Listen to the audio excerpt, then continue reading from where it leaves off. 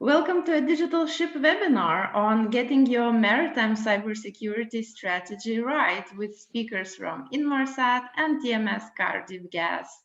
I'm happy to introduce you to them. Graham Wright, Senior Vice President Security and Cyber at Inmarsat, and Michalis Michaloliakos, Team Leader Cybersecurity and Network at TMS Cardiff Gas. This webinar is sponsored by Inmarsat, and it's opening a 3-webinar series on maritime cybersecurity. We will start off with a short overview of the topic with Carl Jeffrey, founding editor of Digital Ship. Hey, thank you, Vida. So this is the first of 3 webinars. We've got one today and we've got one on the next 2 Tuesdays. And what we want to do today is give you a broad picture of maritime cybersecurity. Next week, we're going to drill down a bit. So we're getting to shipboard security. And the week after that, we're going to look at seafarers training for cybersecurity. Now, maritime cybersecurity is a very, very complex topic. It's very easy to get stuck in weeds of technical details. So what we want to do today is give you a sort of big picture of what's happening, where the biggest risks are and the concerns are, and what's the most useful things you can do to get the cybersecurity strategy right. So first, we're going to hear from Dr. Michalis Michaloliakos, who's the team leader cybersecurity and network at TMS Cardiff Gas and TMS Tankers. So he's going to explain what he thinks secure maritime operations means and how to get there. TMS Cardiff Gas manages a fleet of 16 LNG vessels, and TMS Tankers has 25 Aframaxes, 6 ice-class vessels, 14 Suezmaxes, 3 VLCCs, 2 MR1s, so that's 50 tankers in total. So he's in a very good position to see what the big picture is. And then we're going to have Graham Wright, who's a Senior Vice President, Security and Cyber at Inmarsat. He's going to present what he sees as a big picture and what companies should do. And he was saying earlier that maybe it comes down to just taking it more seriously, because that's basically what we need to do. Graham's got a long background in cybersecurity, including he's been the CISO with the UK's National Grid, which runs the UK's electricity and gas networks. He's been Vice President Intelligence Systems and Cyber with Northrop Grumman Information Systems. He's been Deputy Director of the UK Government Office of Cybersecurity and Director of Targeting and Information Operations with the UK's Royal Air Force. So Inmarsat gets to see a lot of ship-shore communications data. It's anonymised. They don't know who it is, but they can analyse it and they can see where they think the trends are in hacking attacks, phishing and spyware. He's also going to explain what kind of audits shipping companies are seeing, how to ensure crew are best prepared for them. And we're going to get into the importance of reporting hacks, because there's been examples of hacks which are prevented because other people reported their hacking. And if there's ways we can force companies to do more of this, there's concerns that people have about reputational damage. And there's another change happening, is that we have to see the operation systems, the automation systems and the IT systems together. We've got this big example with the Colonial Pipeline hack a few weeks ago, which was an attack on IC systems, which had a big operational impact. So we're going to follow the normal format, 2 talks for about 15 minutes, then we'll take questions, probably mainly by text. So load your questions up in the Q&A box at any time. And so I'd like to invite Michalis to give the opening talk. Thank you. Thank you very much, Carl. Always good to share experiences related with cybersecurity. So I will share my screen and my presentation. Just give me a minute. So, as we're going to discuss about cybersecurity culture in the maritime industry, and because, as is reported, the majority of data breaches within organizations are the result of human actors. And while most of the companies have cybersecurity policies in place, most of the employees may view them as guidelines rather than rules. So also technology and relevant rules are in place, but are not integrated or utilized. So against this backdrop, the development of cybersecurity culture could achieve a change in the mindset for the humans, and under this prism we will present a strategy for those who wish to initiate something relevant in their organization and achieve what we said, cybersecurity operational excellence. So the topics that we will discuss today is the current cybersecurity landscape, the developments that have been made, the $1 million question raised by the top management or the owner in the maritime industry, the focus on cybersecurity culture and how we should create the cyberhuman and the cyber effectiveness with the use and the embracement of cybersecurity culture within the organization. So how cybersecurity was affected by below factors in 2021. We have the remote working, and that was affected maritime industry because, you know, the IT and cybersecurity teams needs to securitize the remote access process.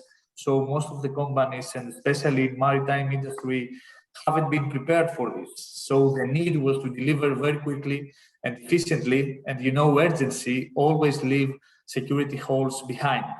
The COVID-19 crisis exploitation, so we have observed many sites, new viruses, new phishing emails related to COVID-19, and there was an increase on the percentage of the phishing emails that were sent to the end users. Ransomware, that is always a challenge for all companies and sectors. Implementations of new technologies and automations on board. So we have see an increase on the percentage of OT devices on board that are sending data to the cloud for analysis, intelligence that has been integrated with cybersecurity and machine learning capabilities.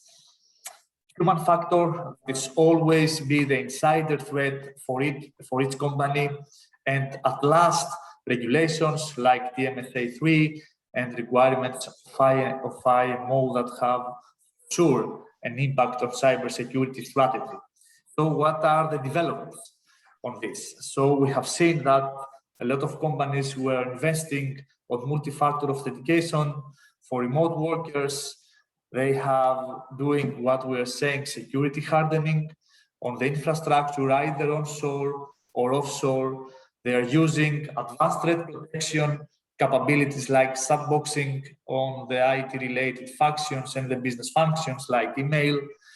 They have put some intelligence on the security operations center. They have invested in information security officers and cybersecurity workforce in general. They have invested in awareness and training, and also they have invested in processes. So more processes in order to be 100% compliant with the relevant regulations. You know, the question it's still the same. So what I feel is that we have created a very extended cyberspace where the data are exchanged, more processes have been added, more technology has been implemented, more training has been conducted and awareness. But you know, the question when we have meetings with the top management or even the owner is still the same. Are we secure now? We have invested a lot of money, we have invested in processes, in awareness, but are we secure? You know, this is a very difficult question. From a cybersecurity perspective, I'm responsible for the cybersecurity, but I cannot really answer on it. Moreover, we are responsible for providing a safe environment to our employees that they are currently exchanging data. So I think that we should get a feedback from them. So let's ask our employees, do we know if our employees feel comfortable with cybersecurity? And again, if we want to go from cyber readiness to cyber comfort, we need to do more than investment. We need to create and embrace a cybersecurity culture inside our company. So the focus up now was to interconnect, let's say, the cyber domains or the digital environments in a secure way. But I think that this needs to be changed. So instead of investing only to cyberspace, we need to invest on the employees that will use the cyberspace. Meaning that we need to create the person that will feel comfortable exchanging data inside the cyberspace. So let's try to create the cyberhuman, And in an effort to create the cyberhuman, we need to invest in what we call cybersecurity culture. A definition for the cybersecurity culture provided by European Union Agency for Cybersecurity, ENISA, is referred to the knowledge, belief, perception, attitude, assumptions, norms, and values of people regarding cybersecurity, in an effort, to create a cybersecurity mindset and foster security awareness and risk perception, because this is very important. It's very important your employees to understand what the risk is. So the factors that influence the cybersecurity cultures are external, of course, regulations and technological developments, but also internal. It's related with the direction provided by the top management, the cybersecurity workforce, and the chief information security officer, but also is related with the employees, the perception, as we said, academic background, nationality, age, personality, behavior, and belief. And this is very important, as in the maritime industry, and especially on board, we have to communicate the cyber-related aspects with a vast number of different nationalities and personalities. So this is very important for us. So the internal factors, we should focus on the internal factors in the maritime industry. And having said that, with employees, and use a holistic approach of creating and maintaining in high levels what we say cybersecurity cultures. So we have identified 4 elements that we need to follow towards this direction. One is the analysis of business processes in an effort to create tailor-made security policies. Customized training per department, role, or process, either on board, either onshore or offshore. KPIs to measure the effectiveness of the procedure, the effectiveness of training, and the effectiveness of human behavior related with cybersecurity. And at the end, a cybersecurity cultural assessment to assess where the culture is based on the objectives that we have set.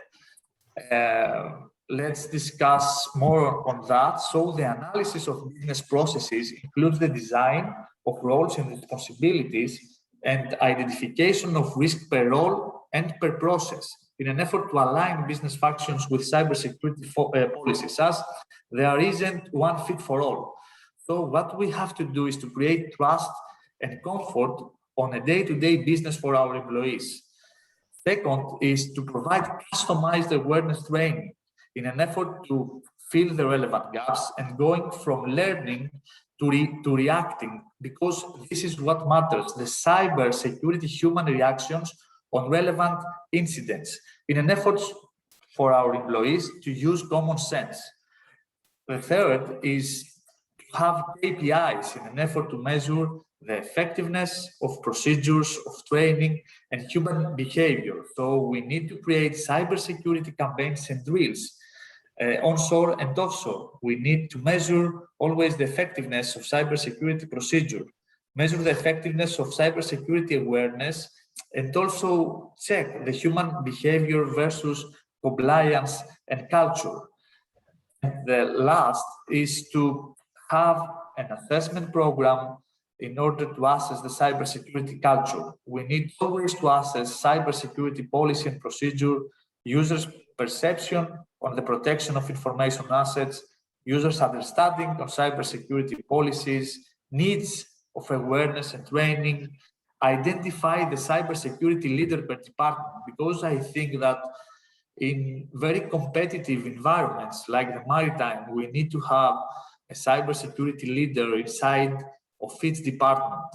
The user's ability to change, the digital, we are in a digital age, in a digital era where the technology changes are growing.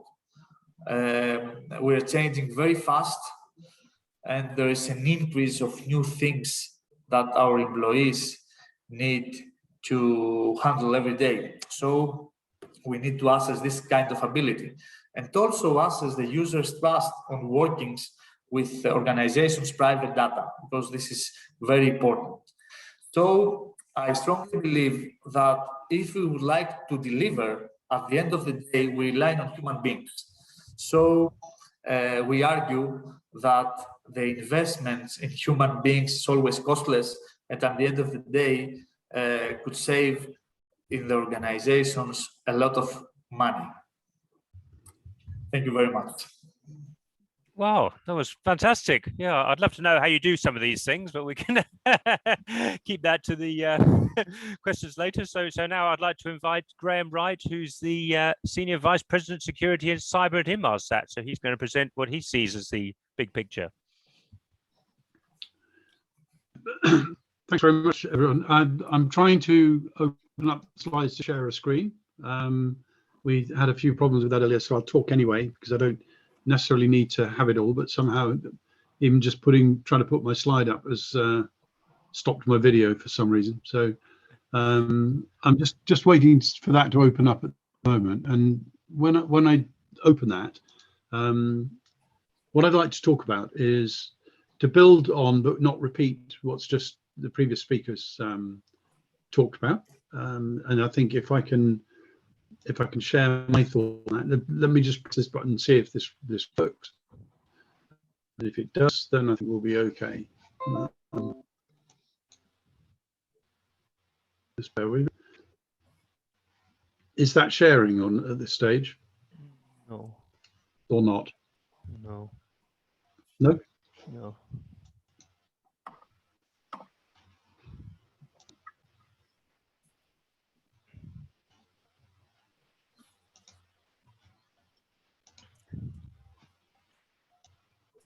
It says, yeah, I can see the browser picture now.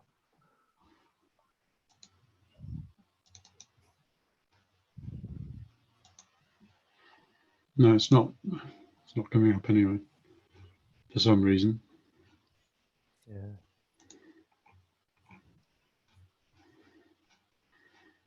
Okay, so I'll just try one other option.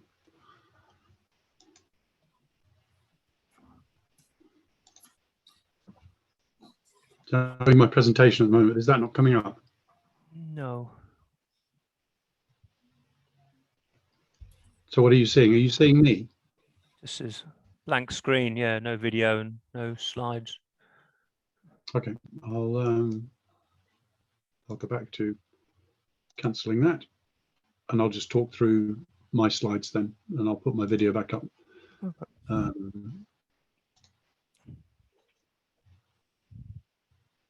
Right, can you see me again now? Yeah, yeah. Right, well, what I'll do is I'll just I'll talk through my slides, and then I'll share them afterwards if anybody would like to see them. Okay. What I was going to talk about was to build on what's been said by the previous speaker, and really talk through cyber culture training and awareness in the context of both shore and ship side, but keep it high level. So in line with what I've been asked to talk about is what is the big picture at the moment. I was going to talk briefly about some trends that we're seeing in terms of cyber events, the types of hacks, the types of adversaries, the types of things we're seeing in general, and that's ubiquitous. That's irrespective of domain, but it clearly has an impact in the maritime industry. I want to just talk about some of the things we want to do about that, but focus on culture and the role of people within that, to build on the previous speaker's comments as well. And then the value and the types of auditing and checking that you can put in place to check that you're in the right place, or you've got an improvement plan. And then how you can use that information to then prepare to counter the sorts of things which we see as trends of things that are changing over time. So the other aspect I want to mention as well is the merging of domains. We've often in the past assumed wrongly that things can be air gapped and will be air gapped, and in many areas segregation is seen as a protection, so that particularly in the maritime domain, what happens with the corporate entity ashore is not necessarily directly linked in all its senses with what's happening afloat. And that is true in some degrees, but in any organization which has engineering, which requires IT support, where things have to be reconfigured, where people move from one domain to another, where we're increasingly moving things to the cloud. There are areas where all of those areas of traditional segregation are breaking down or merging, and administrative rights straddle some of those things. So there are areas where we need to be concerned about how we work across those domains. I don't think we can change it. We just have to accept it and move our security models to adapt to the latest events. And we've got some really good examples, which I'll cover in a second, without going into a huge number of them. But the Colonial Pipeline hack was a good example of ransomware and a number of other aspects which are applicable to the domain, such as the maritime domain. And I'll mention a couple of others which have had an impact as well. I'll talk a little bit about reporting and information sharing, because I think that is helpful, particularly with the people aspects of things and the ability for us to share indicators of compromise to help create better protection for all of us in the unlikely but probable event that inevitably we will all be hacked to some degree by some adversary. And then I'd like to touch on a couple of things which might drive better behaviors overall, which is the threat of reputational damage. What can we do about it? How do we share more information such that we all move to a better place in a way that is useful without it being breached or degraded by the sort of concepts of competitive advantage, etc. So from our perspective, Inmarsat views, we stick to the NIST framework as the basis of how I explain cybersecurity to the rest of the company. We have an aim to be the most secure satellite communication company in the world. We provide protection and assurance for our own, my team, for our own internal organization and for our products and services. So we aim to, using the NIST framework, identify, protect, detect and respond to cyber threats. In all of that, I mentioned about audits and progress. We try to retain some accreditation so that helps us with our customers and clients, instead of digging into detail every time we explain, are we any good at this? Should we be trusted? We maintain certain accreditations, which I think would be helpful for any organization to consider which ones are useful to them. So we are Cyber Essentials Plus, and we're ISO 27001. We have other accreditations to do with resilience and various things, but from a cyber perspective, they're the key events. Just to put in perspective as well, as part of what I've just described, we run our own in-house cybersecurity team, which does all of our online monitoring of our operational estate, our IT estate, and provides advice and design advice for all our products and services.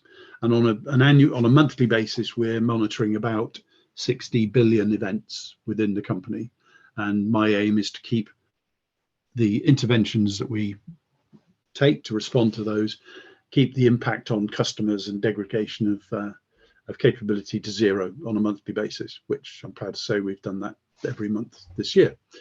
So some facts and figures and some trends. The sort of trends we're seeing that are changing, we're seeing an increase, and I'm focusing on people as much as anything because of the nature of this particular forum. We're seeing an awful lot of an uptick in phishing attempts, but not just phishing.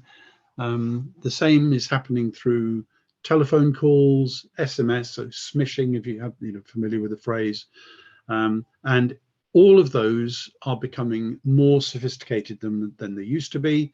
In some cases, they're just trying to identify people that are gullible enough to then carry on grooming and social engineering to provide more data, be it passwords, credentials, or even to download links which then are malicious. The second element which we see as a trend that flows from that is the increase in ransomware. I'll come back to that with Colonial at the moment, but clearly that is the method of choice for adversaries that have got criminal intent to monetize what they're doing. So it is probably the biggest scale threat at the moment. For those of us who have worries about the geopolitics of nation state, then that clearly is an issue for some people, but less so for others. And we're still seeing the loss of data for intellectual property rights, competitive advantage, etc., etc. And all of that could be facilitated by insider threats, disgruntled employees, or insider threats through to poor due diligence of software, hardware, firmware, etc., that's introduced into a company. So an insider threat is not necessarily a disgruntled or a malicious employee, and in some cases it can simply be error, poor process, poor configuration. And all of that can lead to the sort of damage that we've seen in many organizations where laptops and networks have to be upgraded and replaced. But the thing that's really difficult to quantify, which is probably the lasting cost in many cases, and I think SolarWinds are finding this at the moment, is the reputational damage. All of which means this is something that should be taken more seriously. Hence, I think the IMO guidelines for 2021 are a very good mechanism for trying to highlight to people that if they take a NIST approach to assessing their risk, thinking about investments, thinking about cyber programs, all of that's a good thing. A snapshot in time for us, we saw just last month 417 malicious emails. 66% of those were targeting one person in the company, one senior person, not the CEO, but someone else. We had 57 phishing and spam emails that we blocked, 57,000, sorry. We had 1,500 emails containing Drydex, which is a credential stealing malware, piece of malware. So 1,500 of those we saw. And we saw threat actors from the ones I've mentioned, but also China, Russia, Iran, and North Korea. And we saw upwards of 63% of acceptable use policy violations, which are downloads of unauthorized software, viewing sites which we recommend shouldn't be viewed, downloading links or clicking on links, etc., etc. So there's still more work to be done on the culture and training, but that snapshot we do every month so that we understand what we're dealing with. We also are worried, and I didn't put it in that trend, about third-party risks. And we've seen a couple of key ones recently. Well, so I've mentioned one, SolarWinds was one, Microsoft, and also the Excellion FTA compromise, which is a file transfer application breach, and vulnerabilities of that were exploited, and that affected a great number of companies. Who, it didn't affect us because we don't use it, but many of our partners do. So Singtel, Bombardier, Jones, Stanford, UHealth in the States, University of Maryland, Shell. There's a whole host of companies that all were victims of the failings of that third party. So it beholds all of us, maritime organizations as well, to keep an eye on and have better visibility of the supply chain. Equally, I mentioned ransomware. I'll focus simply on Colonial because it's the most recent of them, but there have been others fairly recently, including the meat markets within the US. But if I focus on Colonial, the ransomware there is public now. They paid the ransom, which is about £3.5 million. We know that wasn't very popular with the US government, who see that as being something which encourages further attempts at ransomware. But the ransomware in that particular case was entirely in their corporate system, and the impact on their operational system was simply that they shut down the pipeline in order to ensure that they didn't have any further damage. That to me indicates that the segregation between one and the two was probably not as good as it should be, otherwise they wouldn't have been so worried about it. But from that particular event, there are some very public lessons about things you can do to reduce the likelihood of ransomware, better screening of malware. In this particular case, there was a shared password was at the basis of what happened. There was a VPN that hadn't been decommissioned, which had given access to the company. All of these things are about what we'd all call cyber hygiene. And those are some key elements of the Colonial Pipeline piece. If you go onto Google, you'll find that all of the reports are there. But the key things are take the lessons from that to reduce the likelihood. And on the basis that you can't prevent these things, my recommendation would always be do what you can to reduce the likely impact should elements of your software be targeted with ransomware. segregate it better so that you don't lose everything. Make sure you've got current backups. Make sure their support stored offline so they're not accessible to be ransomed themselves. There's a number of things that can be done to reduce the impact. The other thing to think about, which many people seem to think is that the way forward is, well, I get insurance against this. They'll pay to recover the fine. They'll pay for various things. AXA themselves were hacked at the same sort of timeline as Colonial, and have subsequently changed the small print in some, not all, some of their insurance policies to say that they won't pay for people that have paid out on the ransom. So again, I think that's going to be a hot topic and something that leadership within organizations need to think through as well. So the ransomware debate opens many, many issues. But I think the key lessons, if I could just reinforce those: network segregation, prompt reporting to law enforcement in order to get the best support from information sharing organizations, user education and awareness to prevent the likelihood of phishing being the source of this, and considering what one will do when faced with the thought of paying a ransom. On the basis of that, I think one thing I just would like to touch on at the end is we've talked about people and training people, improving a culture. I have someone who works in my team who has an ongoing awareness plan focused on our people, and we have a cyber awareness and training program which is mandatory, and we have 100% success rate on people completing that. You would think that if it's mandatory that it would be 100%, but actually when you look at the churn of people leaving the organization and reasons why people avoid these things, very often companies are still operating around about the 70 to 80% of completion of training. So we're quite proud of the fact that we've got 100% training, and through the year we have pieces which are to do with phishing, insider threats, business email, cybersecurity awareness month. We have a series of events through the year that are coordinated by my team. Also online, we have separate training modules based on role and people's particular interests within space. They're all available to everybody in the company. We have an induction program. We have improved security functionality in a number of things, and we produce security messages and comms against each of those. We have an annual spring clean program. We have a cybersecurity insights program where we present to various parts of the team to heighten people's awareness. We have a security spotlight, which is when people want some briefs on specific things, we do that for them. And we're responsible for updating our information classification and handling policy and all of the audits. And when we do audits, we always take our training team with us so that the audit is not just seen as something which is checking what's going on.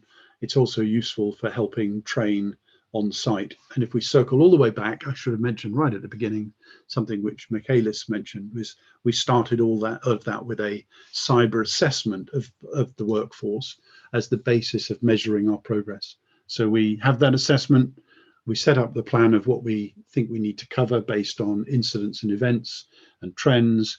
We implement the program, we review the program, and then we go back annually and do a reassessment. And in all of that, we share threat intelligence with our workforce on a regular basis. On a quarterly basis, we, for example, have recently briefed them on Office 365 threats, the Royal Mail, Hermes, smishing, all sorts of things that have been happening in the outside world, just to keep them aboard with the sorts of things we're doing. And one of the things we found has been very helpful as a final point to stress to people is that much of what we're doing is to protect them. It's to protect the company they work for, their livelihoods, their data. In the case of GDPR, information that is personal data to them. All of that, we don't discriminate between helping people in the home environment and helping them in the work environment. I mean, clearly at the moment, many of those things are the same thing. So all of that's been very productive in us getting people on board. So we're quite pleased with how that's all working. It will never be perfect, but it's a key strand in our strategy, at which point I'll stop and just be ready to take questions if that's posed any questions. Hopefully it's a lot of material to cover, so I hope it's generated a few thoughts or questions. Well, that's fantastic. I've got one hopefully easy warm-up question, but on characterizing the risk of OT. So I hear a wide diversion of views here. I mean, you said, Graham, about that we shouldn't treat OT as segregated, and we saw the Colonial Pipeline hack, but also other people would say we don't yet have systems to control ship engines from the shore. And this is quite important because I think there's insurers worried about ships being turned into another 911, and they think it's a serious risk, where a lot of people who know ships would say it's still not possible to get that much control of an actual ship system. So we'd be worrying about the wrong thing. We should be focusing the worry about the IT and the phishing. But no, is that a question for both of you to start with? Do you think what we should be worrying about with OT? Michalis, do you want to start? Because I've just been speaking for a long time. Yeah, for sure.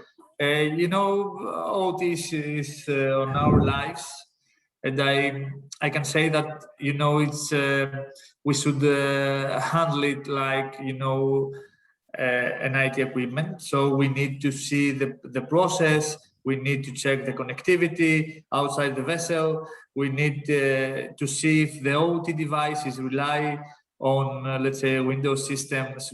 More or less, more of these devices are relied on operating systems that are vulnerable.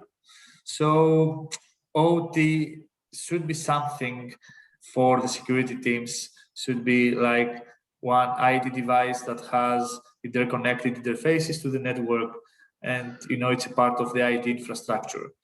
So we need not for sure to stop the operation of the OT, but we need to securitize it with relevant processes, rules, and make relevant procedures for the personnel in order to be 100% secure. Yeah. I would agree with all of that, Carl, and I think the key for me is that these things can and never will be air-gapped. Segregation is achievable when one understands what your assets are, what the controls are, and you control the access and the administration of that access. And we still too often see that that's not controlled to the level it should be in various environments. It's difficult when some elements of OT, because of the age and the life that they, the extended life that they play in organizations, which is slightly different from IT, which tends to be shorter life. But those longer lives mean they're operating on older systems. They were designed when the current threat environment didn't exist. So going back and dealing with that technical debt and putting in place the appropriate proxies and controls and configuration controls is something that needs to be done. Need to decommission things when they're no longer in use, because those vulnerabilities tend to stay open. And so there's, I think, a huge amount of work to continue to focus on OT. So we do both. And I think it's fair to say that in the IT world, in most cases, you can buy off the shelf most of what you need, including security services and such like. I simplify for effect.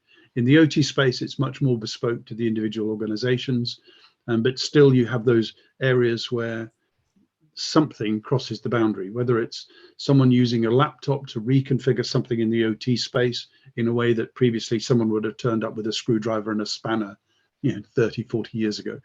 Those sorts of, it's just simple things like that which need to be part of the overall control.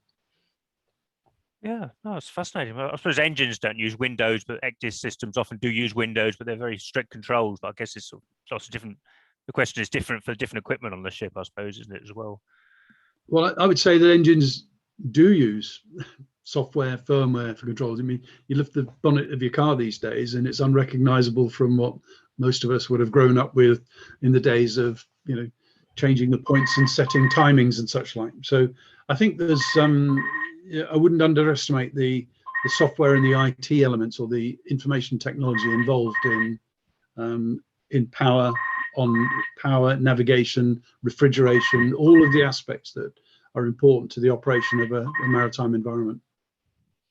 Okay, so if we open the Q&A box, so I can see there's 2 upvotes from Laurie Abercrombie, who's a cybersecurity consultant, although he's a bit kind of sort of pokey nose kind of question, so maybe more comments. He's saying AXA isn't paying for ransoms because it's not allowed by the French government. And he's talking about Dridex, which is a malware face. I looked at Dridex's Wikipedia page, and it's not old, but I don't know. Since he's got upvotes, I don't know if you'd like to anything you'd like to add to that, or either of you.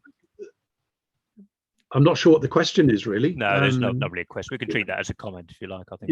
Yeah, one of the things that became very, very public was after the payment of the Colonial ransomware, it became very public that actually that is not the line that the FBI and the authorities take in the US. They do not wish companies to take that.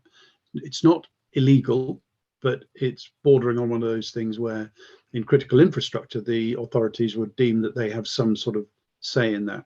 So I think that's yet to be played out in the US. In the UK, Kieran Martin, who used to be the director of the National Cybersecurity Centre, went on record publicly in the newspapers to say he thought it should be illegal and should be treated like the ransom that you might pay or not be allowed to pay for terrorism. I think I've seen many counter arguments, and I think my personal view is it doesn't reflect the commercial reality of real business and how it has to make decisions about certain things. And the scale of the ransomware issue on a company may be far worse if you have to go public by being public that you've paid it, and that may reputationally cause you more damage than actually if you didn't. So I think it's not for me to determine, but I think it's one of those debates that will continue for a while. What I would not rely on is insurance to cover you for these things in the future, though, personally. Oh, so Ewan Robinson, who's formerly with Navios and now with Yango Satellite Communications, so he's asking about if you're on a ship, how much you can trust what's coming at you from the airtime providers and suppliers in the light of the Solar Winds breach. We can't trust suppliers. That's very, very difficult to do practically. Maybe that's for Michalis. How do you make sure that the suppliers who've got access to your ship systems are safe? You know, Carl, there is a different network where the suppliers can connect and do whatever they want, do their jobs. Also a policy that all the third parties and suppliers should read and accept in order to, to operate on the vessel's network. And also should be a communication before a third party or supplier is on board the vessel in order to know what the actions will be and to be ready to be protected from them.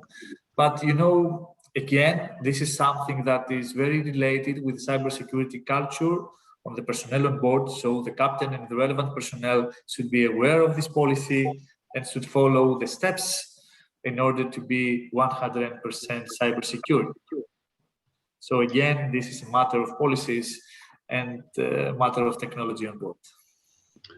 I agree entirely with what's just been said, which goes to sort of access and role-based access and control of that access to external parties that need to be involved. I would add as well that there's a need for greater understanding of those companies that become your partners in the first place. So the supply chain due diligence before you sign up to any company that provides a service to you is an area that more people need to do more on. And I think it's something that 10 years ago wasn't done very well, but we're increasingly seeing this with questionnaires, requirement sets flowing down to companies before they become approved to be on your supplier list, and then by project approved to actually proceed within an individual project as well. And then assuming all that's been done, what Michalis has just been talking about is how you then control the access when that access is happening into a platform. And I think all of that is a key area of vulnerability and risk that needs to be managed. I think if you take the IMO guidelines as they are as well, that if you take the NIST approach to these things, what it's really saying in all of that, the underlying thing is you need to take more of a risk-based approach to cybersecurity in what you do as a company and what you do with your shipborne platforms than has been done in the past. And the NIST framework will provide a degree of a framework against which to assess those risks, in the same way that in the past, it's been necessary to do that just for safety and physical security. So sort of low trust rather than zero trust is kind of what, But I think, and due diligence when you're onboarding companies that you're going to work with. Okay, so Elfian Harron is the country manager, Southeast Asia and environment with Intertanko. So he's asking about who's going to oversee standards. Yeah, I mean, I'm not everybody agrees that you can regulate this stuff because it's too difficult, and it's standards means you're either good or bad. So that's maybe also something to get into. Can we have standards for this, and should somebody regulate it, or it's just the IMO's approach saying manage your risks? That's as good as it's going to be. So, either of you would like to share thoughts on that? If I could start, it's interesting. In my previous role at National Grid, 50% of our business was in the US, which is heavily regulated, directly regulated. The regulator says you must do these things in terms of cyber protections against the NERC-CIP cyber control sets. In the UK, it was entirely risk-based, even though we were the mainstay of the UK critical infrastructure for electric and gas for the UK. And it was quite interesting to see the balance between the two.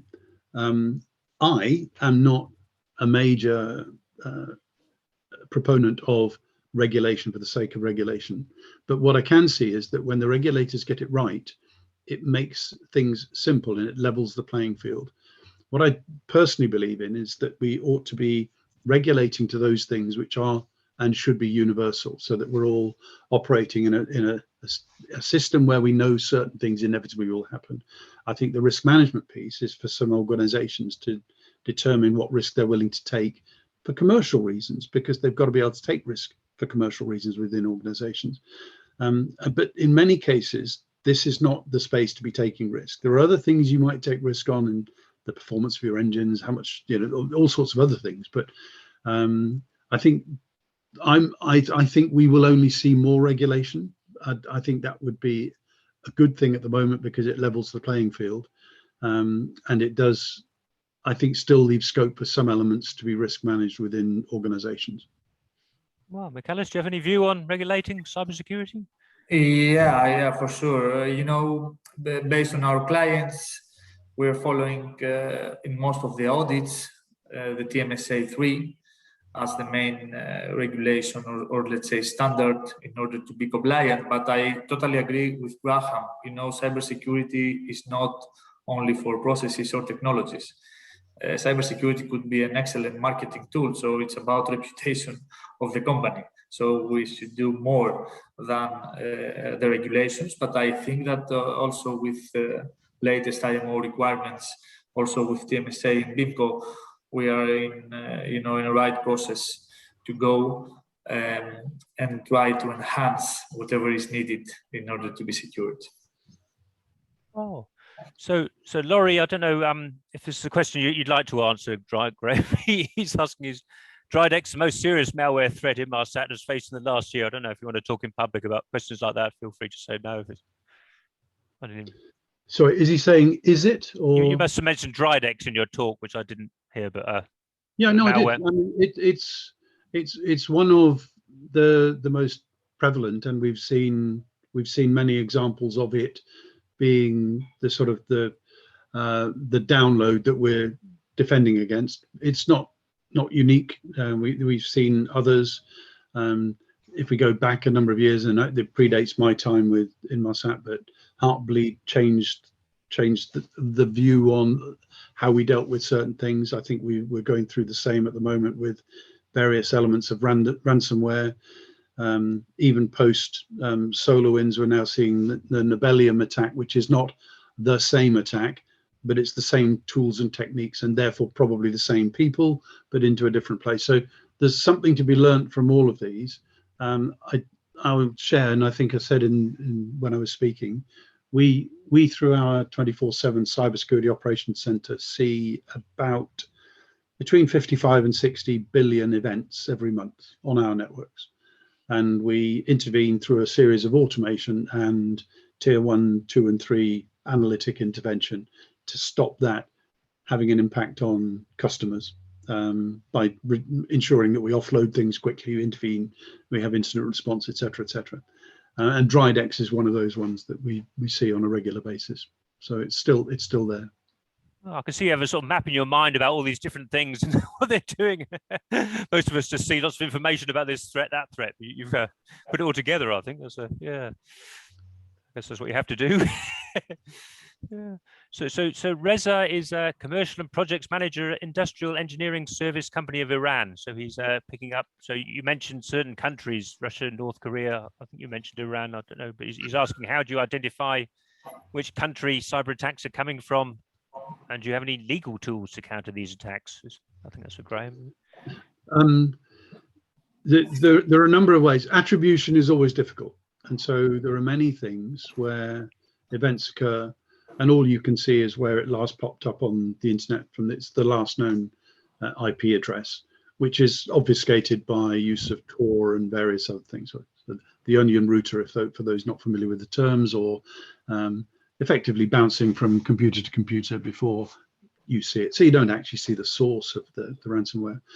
What we do see, though, on a regular basis is the same deployed malware, which is now available effectively on the open market on the dark web. So very, very similar to going to Amazon. You can buy the tools you want. You can get reviews from those that have used them before. And you don't need the same specialist skills that you would have done 20 years ago to deploy these and use them. And so we can see the source of some of the malware. We know where that came from. But to your point about nation state things, there are some things which are indicators of the nature of the teams, the practices, the processes they use, and some of the detail that we correlate with intelligence organizations who share with the information sharing organizations and with us indicators of compromise that give a pretty good indication. We don't say it's from China or Russia or Iran or Korea unless we actually know and it's been corroborated with something that's given us that indication. There are other examples where we might suspect that, but it doesn't get said. So it is difficult, and very often it's down to the techniques that are being used, which indicate where it came from.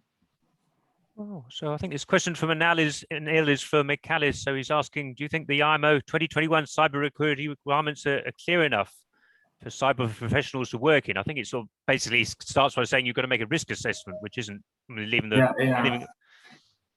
No, by its own. So what I mean is that you should proceed with a hybrid model of ISO 27001 with TMSA element 13 requirements, IMO requirements, and BIMCOM guidelines. So there is one that will fit for all. So you need to be flexible. You need to put the best directions that you could do. And you should proceed with related assessments, internal and external, in order to be secured. But I don't think that we need to follow only one direction. We should proceed with more and use more and more ISO and standards related with security. I agree. I'd maybe put a slightly more positive spin on it. I actually think it's a really good step in the right direction. And as a framework, it's a good starting point, but it's not in itself, it doesn't cover everything, which my colleague has just mentioned. So we run what I would call a consolidated control set, where we add additional controls and additional audit requirements from different places. So we operate to things that come out of our own risk register, things that come out of intelligence and trends, things that come out of industry best practice, including NIST, including ISO, including Cyber Essentials, including the FIPS requirements for the US, et cetera, and we incorporate all of those into a control set. And then we make a commercial decision about which of those support the business aims of the company, because there's no point in us just tying ourselves up in security if it doesn't help Inmarsat. Different companies will have different strategic goals and need to combine those things in the way Michalis has mentioned for what's right for their company as well. Oh, very good. Well, we're coming up to the last 5 minutes now. Oh, and Nels says that's exactly the approach we have taken. So the last 5 minutes, so sort of summarizing. Michalis, I'm very impressed what you say. Well, this question is, are we secure enough? And I guess that's the question you have to answer to your senior management. And the way you're doing it is by showing them these KPIs you're measuring about the effectiveness of the culture. And I guess that's very hard to do, but that's obviously what you're doing. So I don't know if you're not to give any final words about how you how you answer that question to the senior management, do you think? or insurers or charterers or I think that the cybersecurity is an ongoing process, so we cannot answer that we are secure. So we just said that this is an ongoing process, that we need to have strategic directions from the company and the organization in order to have the right measures. So just to reply that this is an ongoing process. That's what you tell the senior management. I guess you're saying it in public now. Yes. For sure. Well, Graham, do you want to take any? You've got about 4 minutes left. Any last words? I think I would agree with what's just been said. I think security, like health and like many other things, is not an absolute and never will be. And therefore, there's always room for continuous improvement to reduce the likelihood of bad things happening, or contain them when you know that they will happen. And you could apply that to your own personal medical health. You could apply it to many other things. But it's a sort of sensible approach from someone who actually started out life as a biologist, I have to say. I think at a board level and an exec level, I think that the test is the maturity of the board and the exec to say, are we operating within the risk appetite of the organization? And are we at the point where they believe that we're doing as much as they want to reduce the likelihood of something happening?